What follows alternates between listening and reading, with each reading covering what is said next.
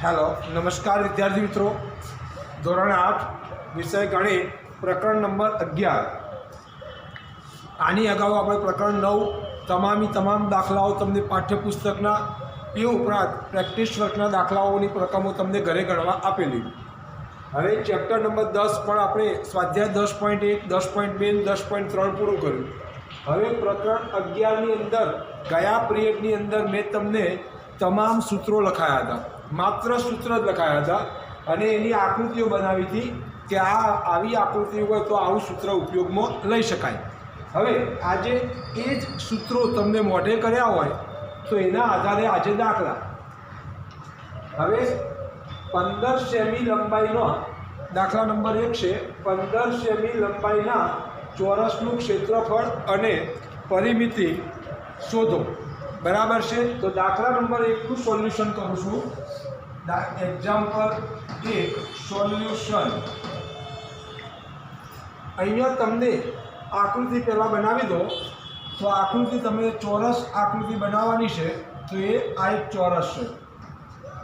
हवे एनी अंदर 15 सेमी लंबाई।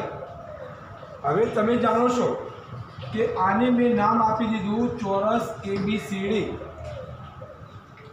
15 सेमी लंबाई है तो आ पण लंबाई कहवाय, आने पण लंबाई कहवाय अने आ पण लंबाई। केम के चौरसनी व्याख्या में मैं तमने कीधुं हतुं कि चौरस में चारे बाजुना माप समान होय एटले चारे बाजुना माप समान एटले अहींया 15 15 15 अने आ पण 15 थशे।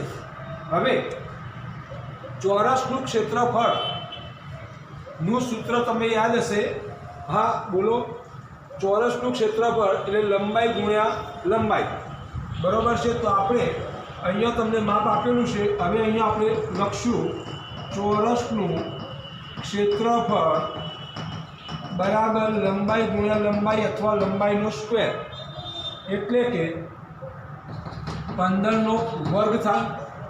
તો આપણે સોલ્યુશનમાં 15 ગુણ્યા 15 225। હવે અહીંયા એનો એકમ લખવો પડશે।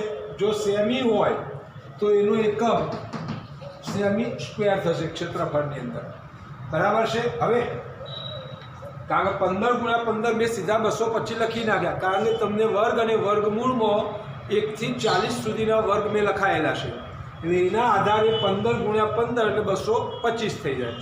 હવે ચોરસનું ક્ષેત્રફળ શું થઈ ગયું? હવે એની પરિમિતિ। હવે ચોરસની પરિમિતિ બરાબર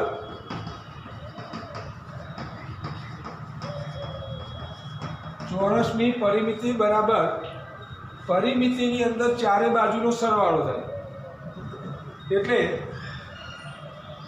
4 ગુણ્યા લંબાઈ 4 ગુણ્યા લંબાઈ। તો 4 ગુણ્યા લંબાઈ કેટલી છે? 15 એટલે 60 સેમી। आमा सेमी स्क्वेर लागशे नहीं कारण परिमिति है એટલે એમાં ખાલી સેમી જ રહેશે। હવે દાખલા નંબર 2 ઉપર જઈએ આપણે। દાખલા નંબર 2 20 સેમી લંબાઈ અને 12 સેમી પહોળાઈ ધરાવતા લંબચોરસનું ક્ષેત્રફળ અને પરિમિતિ। હવે અહીંયા ચોરસ હતો, હવે આવ્યો લંબચોરસ। 8 થી 8 આકૃતિનો એક દાખલો ક્ષેત્રફળ અને પરિમિતિનો લઈશ। હવે અહીંયા હું આકૃતિ દોરી તો એ આ લંબચોરસ મેં બનાવ્યો બરાબર છે। આ ચોરસ હતો અને આને લંબચોરસ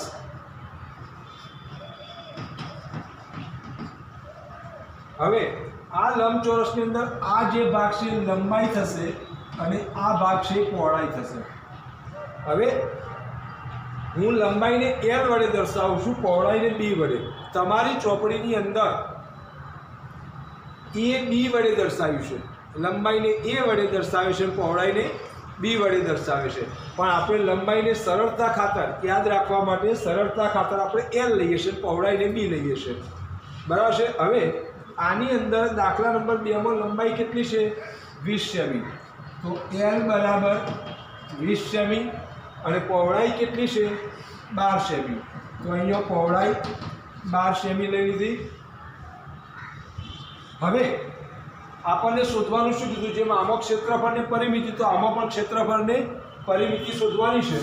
તો લંબચોરસનું ક્ષેત્રફળ બરાબર લંબાઈ ગુણ્યા પહોળાઈ. હું સાંકેતિક ભાષામાં લખું છું, તમારે એને શબ્દની સ્વરૂપે યાદ રાખવાનું છે. હવે લંબાઈ 20 સેમી અને પહોળાઈ 12 સેમી, તો 20 ગુણ્યા 12 240 સેમી સ્ક્વેર. એકમ સેમી સ્ક્વેર, કારણ માપ તમને સેમીમાં આપેલું છે. હવે લંબચોરસની પરિમિતિ લઈએ, મુદ્દો બદલાશે. લંબચોરસની પરિમિતિ બરાબર સૂત્ર શું થશે? તમને કાલે લખાવ્યા હતા અગાઉના પીરિયડમાં. તો 2 કૌંસમાં લંબાઈ વત્તા પહોળાઈ, 2 કૌંસમાં લંબાઈ વત્તા પહોળાઈ, અથવા 2L + B. બરાબર છે? તો હવે આ સૂત્રમાં હું કિંમત મૂકું તો શું થશે? 2 લંબાઈ કેટલી છે? 20. પહોળાઈ કેટલી છે? 12. 20 ને 12 32. અહીંયા કોઈ ચિહ્ન નથી, તો તમારે ગુણાકારનું ચિહ્ન સમજવાનું છે. 2 ગુણ્યા 32 64 સેમી આ લંબચોરસની પરિમિતિ આવી ગઈ. હવે વિદ્યાર્થી મિત્રો, દાખલા નંબર 3 ઉપર જઈએ છે. દાખલા નંબર 3. તો દાખલા નંબર 3 આપણે અહીંયા લખીએ, એક્ઝામ્પલ 3 બરાબર છે. દાખલા નંબર 3 ની અંદર એક કાટકોણ ત્રિકોણ, જો પહેલાં આપણે ચોરસ લીધો, પછી લંબચોરસ લીધો, પછી કાટકોણ લઈશું, પછી વર્તુળનું ક્ષેત્રફળ અને વર્તુળની પરિમિતિ, પછી સમબાજુ. બરાબર છે? ચલો હવે દાખલા નંબર 3, કાટકોણ ત્રિકોણની અંદર ત્રિકોણની બાજુઓ 5 સેમી, 12 સેમી, 13 સેમી છે. હવે તમને રકમમાં સ્પષ્ટ ઉલ્લેખ કરેલો જ છે કે કાટકોણ ત્રિકોણ, એટલે કાટકોણ ત્રિકોણની અંદર આપણે જાણીએ છીએ કે પાયથાગોરસ પ્રમેય મુજબ 5 પાસેની 2 બાજુઓનો વર્ગનો સરવાળો કર્ણના વર્ગ બરાબર થાય છે. તો હવે હું કાટકોણ ત્રિકોણની આકૃતિ દોરીશ. આની અંદર સૌથી પહેલાં ગણિતની અંદર જો આકૃતિ આવતી હોય દાખલામાં, તો આકૃતિ બનાવી દેવી, જેથી તમને સમજવામાં સરળતા થાય. હવે કાટકોણ ત્રિકોણની અંદર મેં નામ પણ આપી દઉં છું. આપણને રકમમાં નામ નથી આપ્યા, મેં ધાર્યા છે. ABC નામ ધારવામાં આવે છે. હવે હું બીને કાટખૂણો ધારું. બરાબર છે? ધારો કે ત્રિકોણ ABC આપેલ છે. ધારો કે કાટકોણ ત્રિકોણ ABC.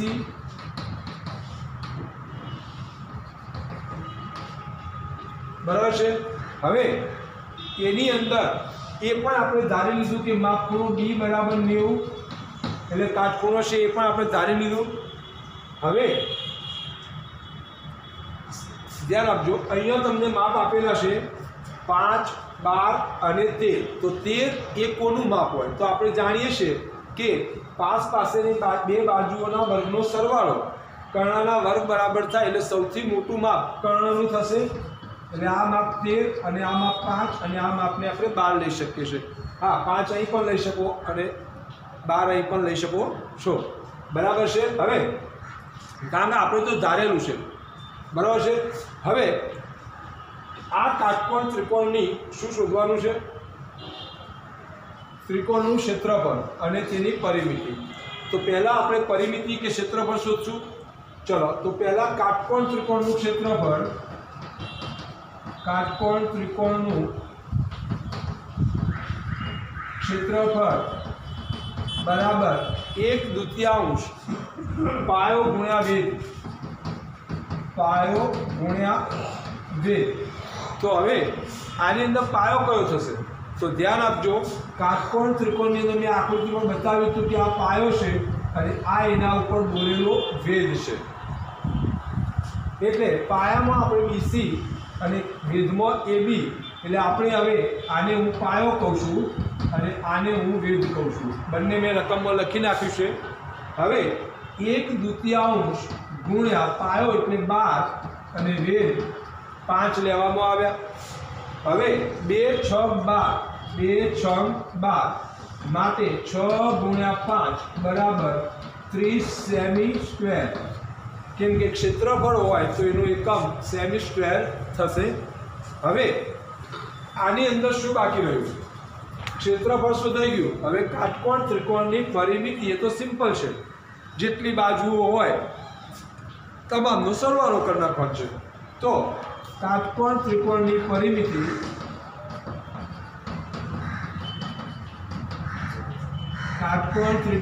પરિમિતિ બરાબર, હું ત્રણેય બાજુઓના માપ લખી નાખું છું. AB અથવા ગુજરાતીમાં સૂત્ર લખવું હોય તો આ રીતે લખો: ત્રણેય બાજુના માપનો સરવાળો. ત્રણેય બાજુઓના માપનો સરવાળો એટલે કાટકોણ ત્રિકોણની પરિમિતિ. કોઈ પણ ત્રિકોણ હોય, બરાબર છે. તો હવે ત્રણેય બાજુના માપનો સરવાળો એટલે 5 + 12 + 13. 5 + 12 + 13. તો 5 ને 12 17. 5 ને 12 17, 17 ને 13 કેટલા થશે? 30. તો 30 સેમી આ કાટકોણ ત્રિકોણની પરિમિતિ આવી ગઈ. હવે તમે અહીંયા 3 રીતો આજે શીખ્યા. કઈ કઈ? એક, ચોરસનું ક્ષેત્રફળ અને પરિમિતિ શોધવાની રીત. રીત નંબર 2, લંબચોરસની પરિમિતિ અને લંબચોરસનું ક્ષેત્રફળ શોધવાની રીત. બીજું, કાટકોણ ત્રિકોણનું ક્ષેત્રફળ અને કાટકોણ ત્રિકોણની પરિમિતિ શોધવાની રીત તમે શીખ્યા.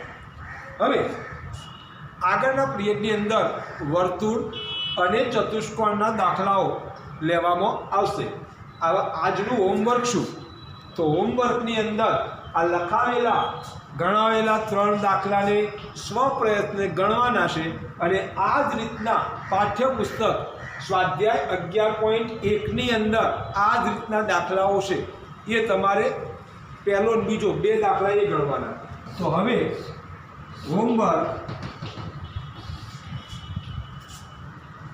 હોમવર્કની અંદર બોર્ડ ઉપર ગણાવેલ 3 દાખલા ગણવા અને સ્વાધ્યાય 11.1ના દાખલા નંબર 1 અને 2 ગણવા આ વિદ્યાર્થી મિત્રો તમારું હોમવર્ક છે. બરાબર છે? તો આ તમારું હોમવર્ક થયું.